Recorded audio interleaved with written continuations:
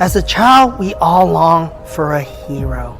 As a society as a whole, we search for that leader that can be our hero. But as we mature and as we grow, it dawned on us that the hero is inside every one of us. And in the world's social media, we all start at zero. And slowly we search deep within ourselves to find who we are. And we have that moment of truth where we embrace that the hero that we've been searching for has been there all along. It is living deep inside of every one of us.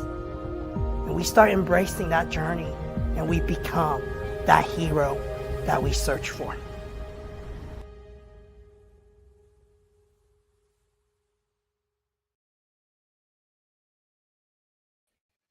Good morning, everybody, and welcome to episode 133 of Zero to Hero, presented by J29 Creative Group.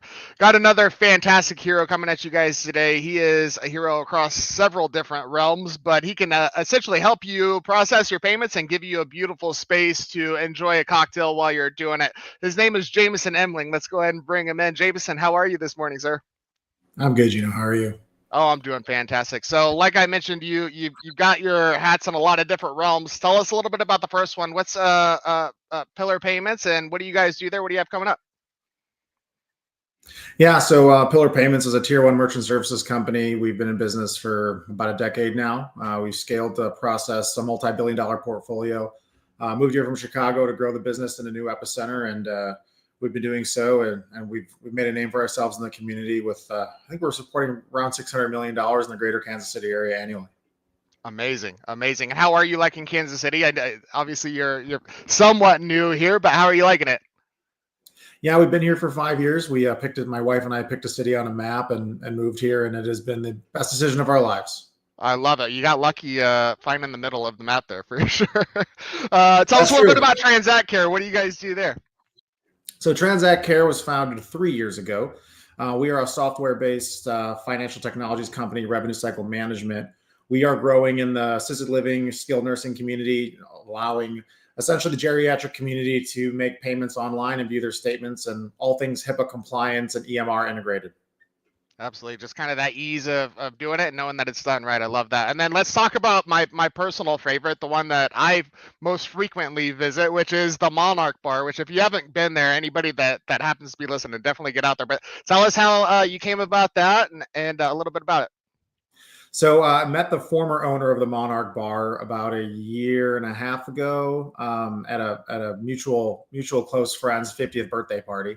The next day, after hearing what I had going on, he called me and asked if I was interested in purchasing the Monarch Bar.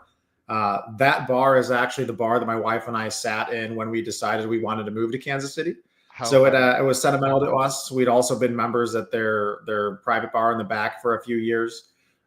So my wife and I talked about it for a while. She comes from the industry in Chicago. She was a bartender for the better part of a decade. And so she has a little bit of knowledge. I certainly don't have any knowledge in restaurateur or bar management, but it seemed like a great place to inspire commerce and meet new friends and meet new people. It's certainly a place that I have met many friends that I have now since we moved here out of sight unseen. So I worked on the financials for about 6 months and pulled the trigger. David and Noel Manica, the founders and previous owners, they can take all the credit for how beautiful of a space that is. We are just doing our best to be great stewards of it and are excited to take it into the next chapter, breathe a little bit of life and new perspective into the bar. It is formerly a James Beard nominated cocktail bar, so we're looking to get back towards that and just make it better in every way we can.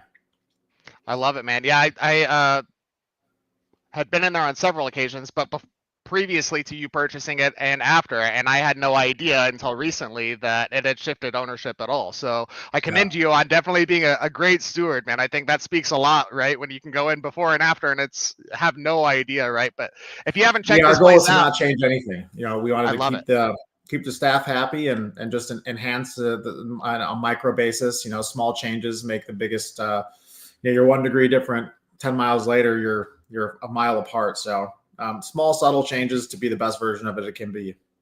I love it, man. I love it. Yeah, if you guys haven't had an opportunity to check that, it's right there on the plaza.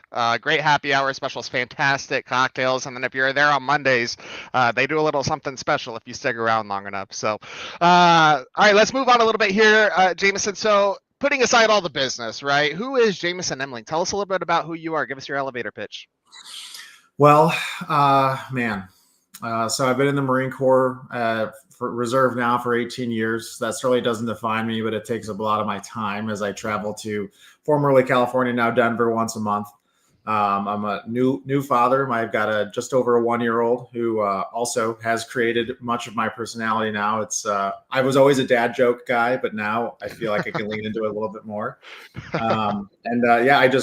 I enjoy spending time with him and my wife. And honestly, part of the big attraction of buying in the Monarch Bar is so I can bring in my son now. And we set up his bassinet in the back, and he sleeps while we're hanging out with friends in front on Mondays.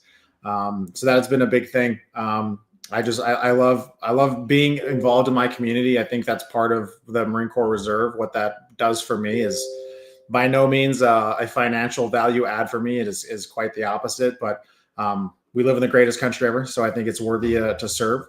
And of course, met a lot of great friends and work colleagues from it. It is a melting pot for professionals around the world, which is awesome. There's really not a whole lot. I'm an artist by trade. I went to college for computer animation and video game design with a minor painting. So that's how I spend much of my free time when I can. Hobbies are a hard thing to do when you have your hands in so many different pots, but I try to make time for everything while still being a husband and a father. I love it, man. Well, congrats on fatherhood. I've got 2 myself, 7 and 4. So how many episodes of Bluey are you in so far? So he's 14 months old now. He's had a couple of health problems in the last 6. So we're kind of a little bit behind in the development. So really we're holding off on screen time, just playing with the old, he's literally got round pegs and square pegs, and he's trying to put them in holes and figuring out how to crawl around and stuff like that. So we'll get there. Most definitely. We spent a lot of time listening to Disney soundtracks, so that's where we're at. That's awesome. Okay, I got you. So you know all the princess songs by now, then. Yes, we spent a week and a half at Disney for his first birthday, and despite a couple of hiccups with getting medications in another state, it was a great time. I totally understand that, but I love that, man. That's awesome. It sounds like you guys definitely get some good quality time together for sure, which is important. Yeah. Get those screens out. All right, Jameson. So we've got 3 different concepts that you're working on professionally, right? With each one of those, when you got started, there was zero social media pages, 0 following, 0 posts, 0 likes, right? So tell us a little bit about those, the journey with each one of those, and then how you kind of leverage those to get the word out about the concepts that you got. Yeah, so Pillar Payments, first and foremost, that has been a springboard to what I will call my success. It is one of those businesses that was thankless for about 3 or 4 years while you just slowly were grinding away. The hours hasn't changed, but the income has changed. And we knew going into it at the time, I have 2 partners, that it was a race to the bottom already. It's a very saturated industry, merchant services in general. And we identified 2 big problems. One was price gouging everywhere. 2 was really long contracts with really no upside to the customer. And so we're going to start rock bottom pricing, razor thin margins. I mean, our margins are like 5 to 8 basis points, which is, if you know BIPS is 0.005%. But the other part is that it's month to month. And because of that, we have grown via word of mouth exclusively up until last year, where we filmed our very first advertisement. We had never advertised. We based our entire growth strategy on happy customers telling happy customers. And it has worked. We have scaled to thousands of merchants and billions of dollars in transactions. And only recently have we taken to social media to try to grow that. And we did a partnership with an influencer, which brought in hundreds of leads. And it's weirdly allowed us to have this persona on Reddit, which we only recently found out about.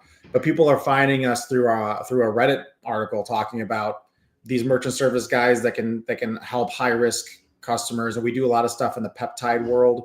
Peptides are blowing up everywhere. And then also in the influencer, so what we call reputational risk. So famous people that have really, really stark views that maybe some banks find that unwholesome and don't want to touch them because of the association. We're able to help them too. And so just through the word of mouth, through that one ad campaign, and then of course through Reddit now, we are really snowballing, which is pretty awesome.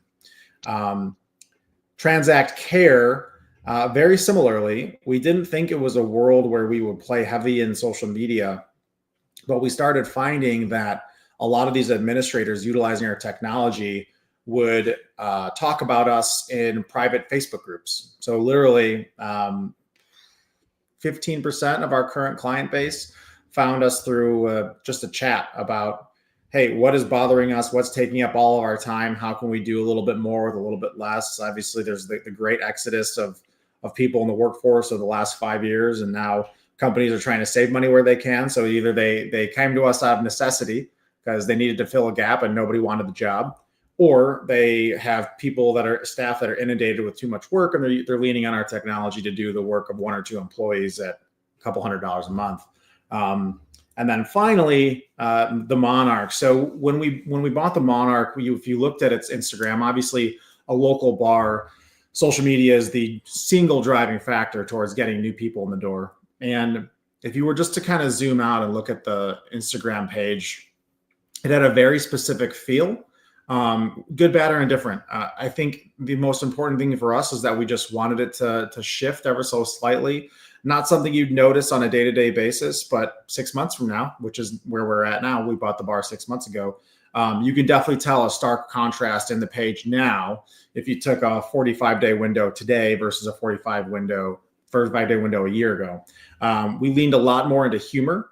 We hired this phenomenal videographer, media guy named Michael Moscoso, and he's based out of Colorado Springs, but he used to live here, so I have a relationship with him through a partner of mine, and he has filmed just these incredible little shorts that are interactive, they're funny, and they're bar focused. So we're attracting the right audience. And our first viral video, I think it's approaching 3 million views now, which that's for awesome. A little cocktail bar in a small city, that's pretty awesome. Yeah. How do you scale, or how do you judge the ROI when you're reaching 3 million people globally and only a fraction of that's ever going to be walking off on the plaza?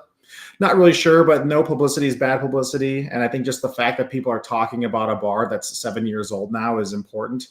Coming from Chicago, any new concept was popular for a year, and then it would sink or swim right after that. And so all these spaces are constantly rebranding. I think Kansas City is interesting because people enjoy nostalgia, people enjoy posterity.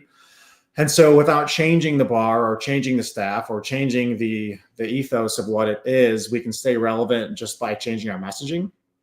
And so it's been really fun to mess around with that. Definitely every good idea that has springboarded new revenue into the bar has come from my wife. She's just phenomenal when it comes to that. And me being a Marine First Sergeant, I'm just really good at taking care of people, I'd like to think.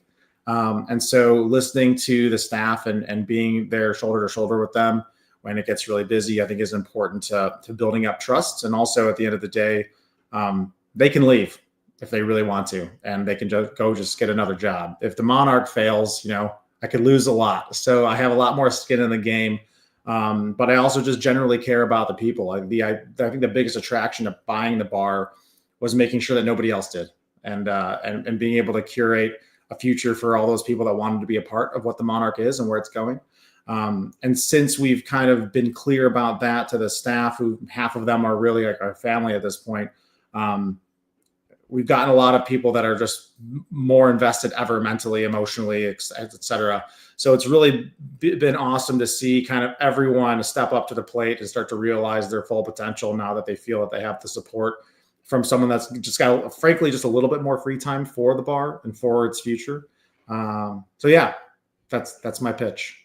I love it, man. I love it. Well, if there's one thing I know about Marines, it's that we're very big on making people feel like owners, right? Especially when we're in that leadership role, right? Like everybody owns their piece, right? And I think that goes a long way when we're talking about dealing with people on how much effort they put into stuff. So I love that, and also I love the Reddit sub communities, right? It's kind of funny, like nobody really realizes what's going, like, unless you're like a Redditor, right? Like nobody Yeah, really and realizes. what's interesting, I have a couple of friends that are constantly referring to Reddit, and they're looking to Reddit, and like I go to Google for things Right. now, GPT, and somebody, like so many people refer to Reddit, and it's 10 years older than me and 10 years younger than me, and my age too. It's just not a world I ever like dabbled into, and so it's just not prevalent to me. But man, I am very happy that Reddit is the lowest paid supporter of pillar payments, because they get nothing for it, but we're all over it, and I'm happy for it. Yeah, every once in a while we'll get a phone call too, and they're like, "Oh yeah, we found you on Reddit." Like people are talking about. I was like, "Oh, okay, cool. I had no idea. That's awesome." Yeah, It's pretty definitely. cool. All right, Jameson. Every superhero has, that defining moment. What do you think yours is? Not only when it comes to your career, but your life as well. Well, I think when I was going to college, I applied for this executive assistant role, and I was actually in my first semester of animation. And I was hired by the CEO to be his assistant because he thought he could utilize my animation skills. I didn't have any at the time, but I said that I did. And it forced me into a role where I had about 90 days to learn 2 years of animation so that I could at least prove that I could do what I said I could do. And I did. And I think that, not to say it's a fake it till you make it, but accepting things that you know you're capable of before you're capable of them, as long as you believe in yourself, forces you into a sink or swim situation. And I think I am best fitted for that kind of situation. Pressure makes diamonds. And so I think when I realized why I was successful in that pressure zone, I just started signing myself up for things that I knew I could do, but I couldn't do yet, and put myself up against that wall, and rose to many occasions since. And I think that was really the defining moment for me understanding what makes me tick and what makes me work hard. Yeah, putting yourself in that uncomfortable situation. It's kind of like what they say, like nobody goes to the dentist without their mouth in pain, right? Like that's that pain like moves stuff, right? And it really gets Yeah. us going, right? So that uncomfortable situation and the fear of I'm gonna look like an idiot if I Well, don't you and figure me, this out in the next 90 days, right? yeah, you and me probably always figured we maybe could do a 70-mile ruck march with 80 pounds, but until we were forced to, who knew? I And we wouldn't did have it. done it. I can Now we tell you get paid. that. Yeah, right. We wouldn't have chosen to, but here we are. We persevered. No doubt, no doubt. I love it.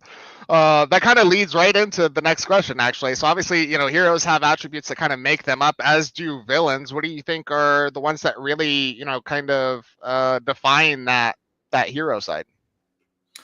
Hero side. So I would say my kind of ability to operate in multiple worlds is probably my most close attribute to what superheroes, in their theoretical form, deal with. I have a financial technologies, CEO hat. I have a bar owner, restaurateur hat. I have my Marine hat. And all of these things, while I take a lot between them and makes me successful in each one because of what I'm learning from the other, I seldom am wearing both hats at once. So I think maybe my ability to have my Batman outfit on here and there is most prevalent for that question. I love it. I love it. And that kind of leads right into the next one as well. We'll just keep that right on going since you brought up Batman. If you did have to pick any superhero that's out there that best relates to Jameson Emling, who would that be? And tell us a little bit, a couple reasons why. Yeah, I think it would most certainly be either Batman or Iron Man. Iron Man's certainly my favorite, but Batman I think is more relevant because he's not actually super. He just has clever technology. I think I'm really good at utilizing that. I'm very industrious. I think outside the box a lot, which feels weird to say about yourself, but oh well. And I'm physically disciplined. I'm in the Marine Corps. Going back on the wearing different hats, I think each business I have is kind of like my own little Gotham City, and I'm just constantly trying to fix problems and solve problems and make it better, all while operating in the shadows, so to speak. I have this joke with my wife that when it comes to business and burning bridges and things, I'd rather be a millionaire that people like than a billionaire that people hate. And so I'm just always trying to operate within these standards of like not stepping on anybody's necks, but still getting where I'm trying to go and bringing everyone that's with me in my circle along for the ride. And yeah, so I try to surround myself with allies, but I'm constantly one steering the ship. I think that's very Bruce Wayne like. And my dad's name is Bruce, so I enjoy that too. Oh, perfect. I love that both superheroes that you brought up are the ones that like don't actually have superpowers, which is a very common theme on Zero to Hero, actually, with a lot of our entrepreneurs, right? It's like there's nothing like really special about any of us. It's just that like this like overwhelming like drive and care about like what we're getting into, right? So well, so many people ask me questions that they could certainly find themselves, and I've never thought that I was above average really, but I realized when like someone asked me, hey, what's the address for this? And I'm like, well, I guess I'm just really good at using Google. That's my superpower. Or I think about it. I don't know. Yeah, there's a funny URL that they own called. Let me Google that for you. Yeah, you know what? It's changed names over the years. It used to be lmgtfuy.com, and I think they changed it a little bit. I think they got in a little bit of hot water because the way the satire was presented has changed over the years. But I still very much love it. That's my favorite link to send for sure. Yeah. And then I usually, what's funny is I'll send that link and then I'm like, here's the actual information. But just because you're like, I don't know how my humor will be received. So just in case, I'm going to still do the work.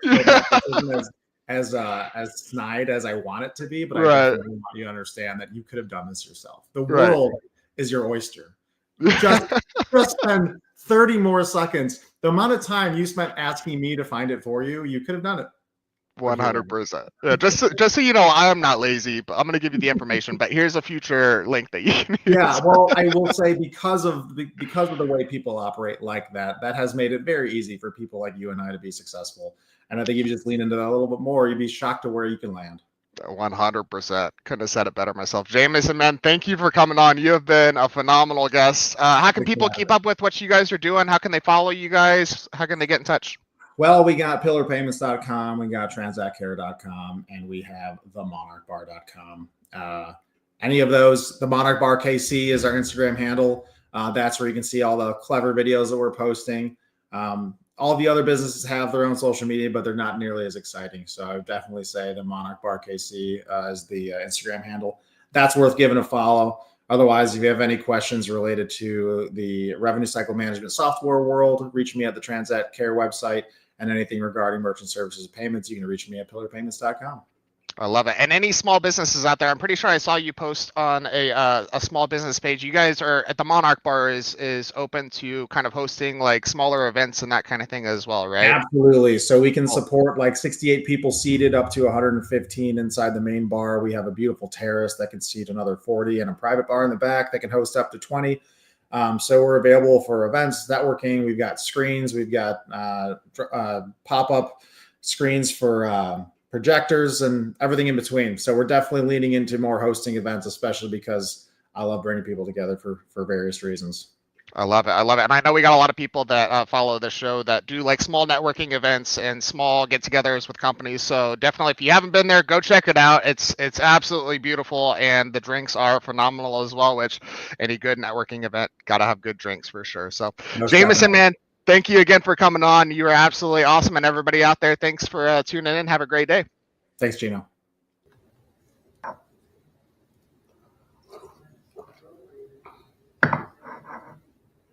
Hey, are we still live? Hey guys, we're still live.